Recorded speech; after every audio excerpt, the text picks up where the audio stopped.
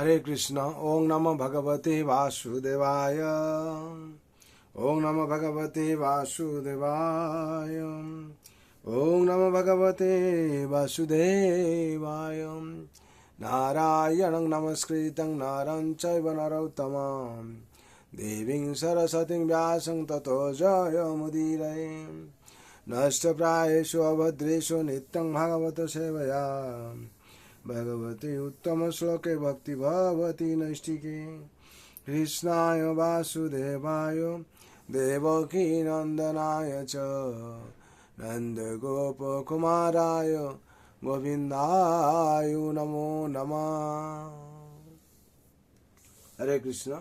श्रीमद् भागवत स्कंद 1 अध्याय 2 श्लोक संख्या 19 नंबर श्लोक 19।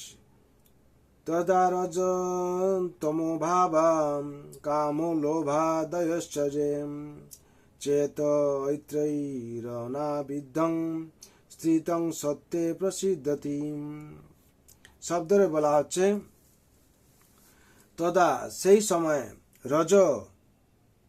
রজগুণে তমগুণে ভাবা স্থিতি কাম এবং বাসনা লোভ আদয় ইত্যাদি চ এবং যে যা কিছু চেত মন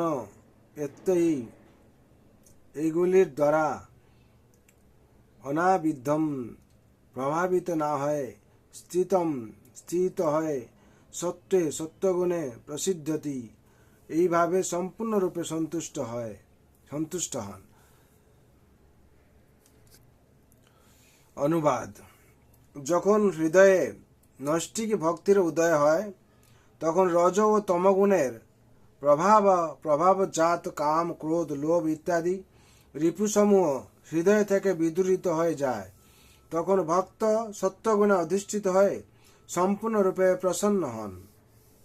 তাৎপর্য: জীব যখন তার স্বরূপে অধিষ্ঠিত হয়ে দিব্য আনন্দমগ্ন হয় তখনই সে সম্পূর্ণভাবে প্রসন্ন হয়। সেই অবস্থাকে বলা হয় ব্রহ্মভূত বা ব্রহ্মানন্দী অবস্থা। এই আত্মতত্ত্ব অবস্থা নিষ্ক্রিয় মূর্খের আত্মতৃপ্তির মতো নয়। নিষ্ক্রিয় মূর্খ অজ্ঞানের দ্বারা আচ্ছন্ন, কিন্তু আত্মতৃপ্ত আনন্দময়ী জড়াতীত চিন্ময় স্তরে অধিষ্ঠিত পরমেশ্বর ভগবানের প্রতি অনন্য ভক্তিযুক্ত হওয়ার এই মাত্রেই এই স্তরে অধিষ্ঠিত হওয়া যায়। এই আত্মতৃপ্ত অবস্থা নিষ্ক্রিয় মূর্খের আত্মতৃপ্তির মতো নয়। নিষ্ক্রিয় মূর্খ অজ্ঞানের দ্বারা আচ্ছন্ন, কিন্তু আত্মতৃপ্ত আত্মনন্দী জড়াতীত চিন্ময় স্তরে অধিষ্ঠিত পরমেশ্বর ভগবানের প্রতি অনন্য ভক্তিযুক্ত হওয়া মাত্রেই এই স্তরে অধিষ্ঠিত হওয়া যায়। ভগবত ভক্তি নিষ্ক্রিয়তা নয়, পক্ষান্তরে তা হচ্ছে আত্মার স্বাভাবিক সক্রিয়তা। জীব যখন জড়া প্রকৃতির সংস্পর্শে আসে তখন আত্মার বৃত্তি কলুষিত হয়ে যায় এবং সেই কলুষিত বা বিকৃত বৃত্তির প্রকাশ হচ্ছে কাম ক্রোধ লোভ নিষ্ক্রিয়তা অজ্ঞান এবং নিদ্রা।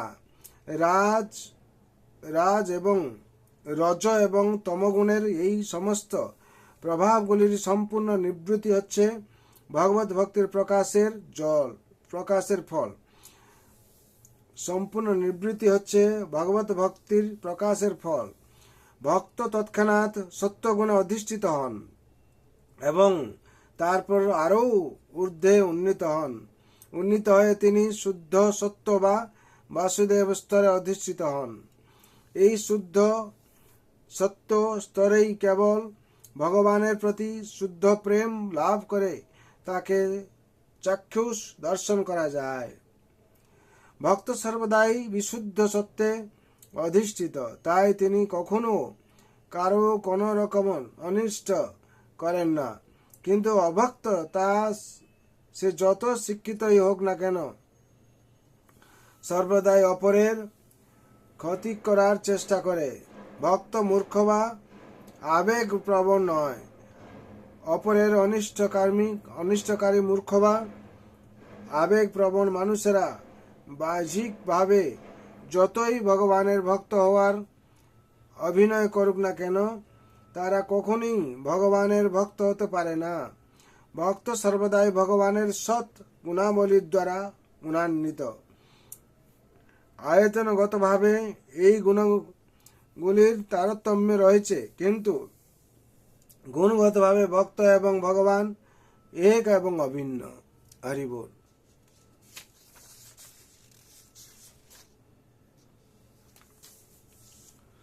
এখানে বিশেষ করে 19 নম্বর শ্লোকের তাৎপর্য সম্পূর্ণ হলো।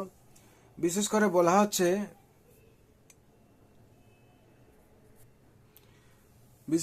হচ্ছে, যখন হৃদয়ে নৈষ্ঠিক ভক্তির উদয় হবে, তখন রজ ও তমগুণের প্রভাবজাত কাম, ক্রোধ, লোভ ইত্যাদি বিরূপ সমূহ হৃদয় থেকে বিদূরিত হয়ে যাবে। তখন ভক্ত সত্যগুণে অধিষ্ঠিত হয়ে সম্পূর্ণরূপে প্রসন্ন হন। যতক্ষণ আমাদের হৃদয়ে এই কাম, ক্রোধ, লোভ ইত্যাদি রিপু সমূহ হৃদয় থেকে বিদূরিত না হচ্ছে, ততক্ষণ ভক্ত প্রসন্ন থাকতে পারবে না। আর এই ষড়রিপুকে বিরূপ সমূহ হৃদয় থেকে বিদূরিত করার জন্য কি করতে হবে আমাদেরকে? না, ভগবানের নাম করতে হবে বেশি করে। আর ভগবানের যে অনুশাসন দেওয়া হয়েছে, অনুশাসন পালন করতে হবে। করলে কি হবে? এক সময় বিদূরিত হবে। আর যখন বিদূরিত হবে, তখন ভক্ত সম্পূর্ণরূপে প্রসন্ন হবে। তার জন্য বিশেষ করে বলা হচ্ছে, জীব যখন তার স্বরূপে অধিষ্ঠিত হয়, জীবের স্বরূপটা কি? না, কৃষ্ণ নিত্য দাস। এই বিশ্বাস করলে তার দুঃখ নেই। যখন জীব জানতে পারবে তার স্বরূপ বিভ্রম হয়ে যায়, যখন সে স্বরূপ জানতে পারবে, তখন কি হবে? স্বরূপে অধিষ্ঠিত হবে। হওয়ার পর কি হবে? সম্পূর্ণরূপে প্রসন্ন থাকবে। তখন সেই অবস্থাটা কি বলা হয়? না, ব্রহ্মভূত বা আত্মানন্দী অবস্থা বলা হয়। এই আত্মতৃপ্ত অবস্থা নিষ্ক্রিয় মূর্খেরা আত্মতৃপ্তির মতো নয়। তারা কি সবসময় অজ্ঞানত অবস্থায় থাকে। আর আত্মতৃপ্ত যে হয়েছে ভক্ত, আত্মানন্দী জড়াতীত চিন্ময় স্তরে অধিষ্ঠিত থাকেন। তার জন্য আমাদেরকে বিশেষ করে এই ভগবানের যে লীলাসমূহ কিংবা চিন্ময় কথা এই ভাগবতমে আছে, আমাদের পাঠ করতে হবে বা শ্রবণ করতে হবে। যদি আমরা শ্রবণ করি, তাহলে কি হবে? আমাদের সার্বিক মঙ্গল হবে। আর এই সংসারে যে ভবসাগর, সব থেকে দুঃখের সাগর হচ্ছে, দুঃখালয় মশস্বর ভগবান বলেছেন, এই দুঃখের সাগর থেকে আমরা মুক্তি পাবো। আর নিত্যম ভাগবত সেবা যদি আমরা করি, তার জন্য শাস্ত্রে বলা হচ্ছে, নষ্ট প্রায় সর্বদস্যু নিত্যম ভাগবত সেবায়া। নিত্য কথা বলা হয়েছে, প্রত্যেক দিন আমাদের ভাগবত শ্রবণ করতে হবে, নাল পড়তে হবে। শ্রবণকে মুখ্য স্থানে দেওয়া হয়েছে, কেন? প্রহ্লাদ মহারাজ স্মরণ করতেন ভগবানকে, আর পরীক্ষিত মহারাজ শ্রবণ মাধ্যম দিয়ে মুক্তি পেয়েছিলেন। তার জন্যে আমাদেরকেও ভগবত কথা শ্রবণ করতে হবে। শ্রবণ মাত্রে মুখ্য পায় তীতাপ মানা না লাগাই। তীতাপ ক্লেশ থেকে যদি আমরা উদ্ধার পেতে চাই, তাহলে ভগবত কথা আমাদের কি করতে? শ্রবণ করতে হবে। আর শ্রবণ মাধ্যমে দিয়ে কি হবে? আমরা জন্ম, মৃত্যু, জরা ব্যাধি যে দুঃখ আছে, সেই ভবসাগর থেকে আমরা ভব সংসার থেকে মুক্তি পাবো, উদ্ধার পেয়ে ভগবানের কৃপা লাভ করব। তার জন্যে সংসারে সবার মঙ্গল জন্য, শান্তির জন্যে আমি ভগবান রাতুর জন্য প্রার্থনা করছি, সবাই যাতে আনন্দ থাকবেন। সর্বভন্তু সুখিন, সর্বে শান্ত নিরাময়, সর্বে ভদ্রাণি পশ্যন্তু মা কশ্চিৎ দুঃখ ভাগ ভবেৎ। হরে কৃষ্ণ কৃষ্ণ কৃষ্ণ হরে হরে, হরে রাম রাম রাম হরে হরে। जय नाम महाप्रभु की जय। जय जगत गुरु शिल प्रभुपाद की जय। श्री गुरु महाराज की जय। श्रीमद् भागवत ग्रंथराज भागवतम की जय। श्रीमद् भगवद गीता तथात की जय। अनंत कोटि वैष्णव भक्त वृंद की जय। उपस्थित भक्त वृंद की जय। निताय गौर प्रेमानंदे हरि हरि बोल, हरि हरि बोल, हरि हरि बोल। जय जय श्री राधे श्याम। हरे कृष्ण कृष्ण कृष्ण हरे हरे, हरे राम राम राम हरे हरे। हरि नाम एव केवलम, कलौ नस्त्यव गतिरन्यथा। जय हरि नाम महाप्रभु की जय। निताय गौर प्रेमानंदे हरि हरि बोल, हरि हरि बोल, हरि हरि बोल।